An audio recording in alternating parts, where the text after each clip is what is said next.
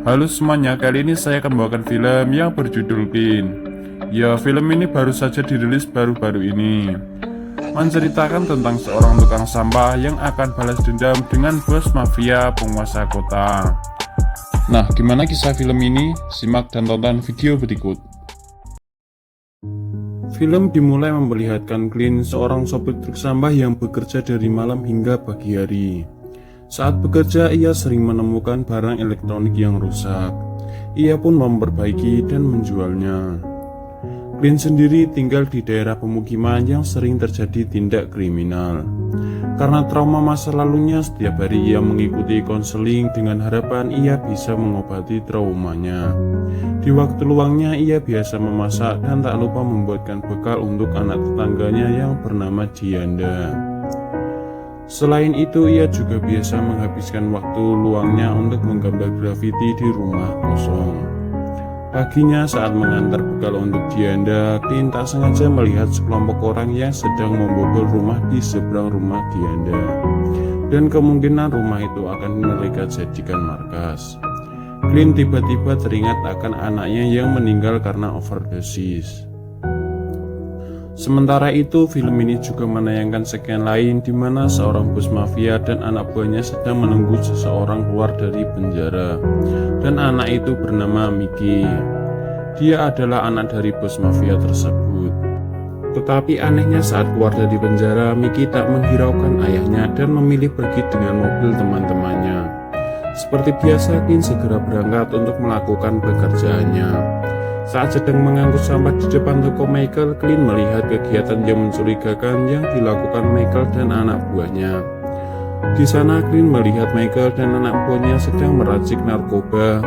Ia pun tiba-tiba teringat masa lalunya saat ia menghabisi para pengedar narkoba yang telah menjerumuskan anaknya hingga kehilangan nyawa.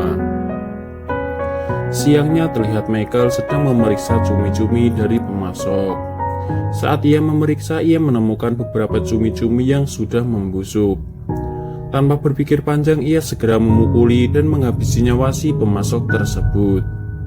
Malamnya saat Clean mengangkut sampah, ia melihat darah berceceran di sekitar toko Michael. Melihat hal itu, Michael segera menawarkan sejumlah uang tutup mulut agar Clean tidak menceritakan kejadian tersebut kepada orang lain. Namun Clean menolaknya.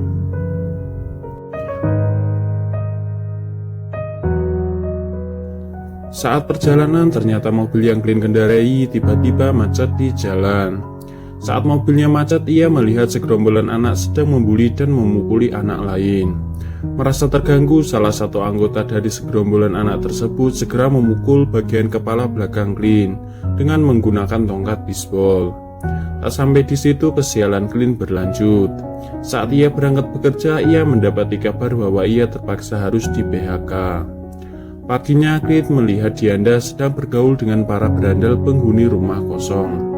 Clean segera menyuruhnya untuk pulang. Clean kemudian melihat rumah lamanya dulu yang sudah tidak ia tempati. Dia masuk dan mengambil kunci Inggris yang ia gunakan untuk menghabisi nyawa para pengedar narkoba dulu. Clean segera pulang dan melewati rumah para berandalan tersebut. Ia melihat sepeda Dianda di depan rumah itu. Sambil membawa kunci Inggrisnya, ia berusaha membobol masuk untuk melihat keadaan Dianda. Belum sempat masuk, ia sudah melihat Dianda teler dan hendak dilecehkan oleh para berandal tersebut. Tanpa pikir panjang, ia segera memukuli para berandal itu menggunakan kunci Inggris yang ia bawa. Tanpa disadari, ada anggota yang merekam kejadian tersebut. Clean segera membawa Dianda untuk pulang. Rupanya salah satu anggota dari berandal tersebut adalah Mickey. Frank, si polisi yang sudah bersekongkol dengan para berandal, segera memberikan bukti video bahwa yang memukuli anaknya tak lain adalah Clean. Clean yang sudah menyadari bahwa ia sedang diburu segera membawa Dianda dan neneknya pergi keluar kota. Setelah melakukan perjalanan beberapa lama, mereka singgah di rumah makan. Sialnya, anak buah Frank segera tiba di tempat itu. Mereka langsung menggeledah rumah makan itu.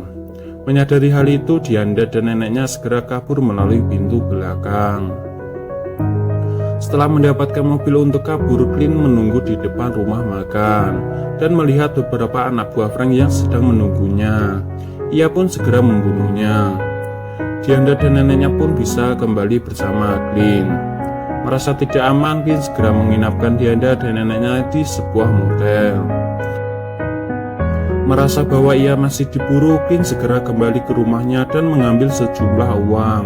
Lalu pergi ke tempat ia biasa menjual barang elektronik bekas dan membeli shotgun. Di lain sisi, Frank yang berada di kediaman Michael mendapatkan telepon dari anak buahnya yang selamat. Dia segera menyadari bahwa orang yang berurusan dengannya bukanlah orang sembarangan, melainkan mantan pembunuh bayaran yang sudah lama menghilang.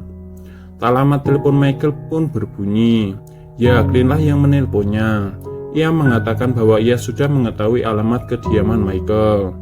Dengan ketakutan, Michael segera memerintahkan anak buahnya untuk menjaga kediamannya. Clint bersiap dengan membawa truk sampah. Dia juga sudah memasang bom panel listrik di dekat rumah Michael di pinggir jalan. Tanpa pikir panjang, ia segera menerobos rumah Michael dengan truknya dan membuat listrik di rumahnya padam. Di sana, Clint berusaha menghabisi satu persatu anak buah Michael. Setelah berduel cukup lama, Clint juga berhasil menghabisi Frank. Sialnya, saat berduel dengan Michael, ia kehabisan peluru. Tanpa pikir panjang, ia segera mencari cara. Setelah cukup lama bertarung, akhirnya Clint berhasil melumpuhkan Michael. Di tengah-tengah pertarungan dengan Michael, Mickey segera datang dan menodongkan pistol. Michael yang senang karena mengira bahwa ia akan menembak Clint tidak menyangka bahwa pistol yang ditodongkan Mickey justru menembak Michael. Michael pun seketika tewas.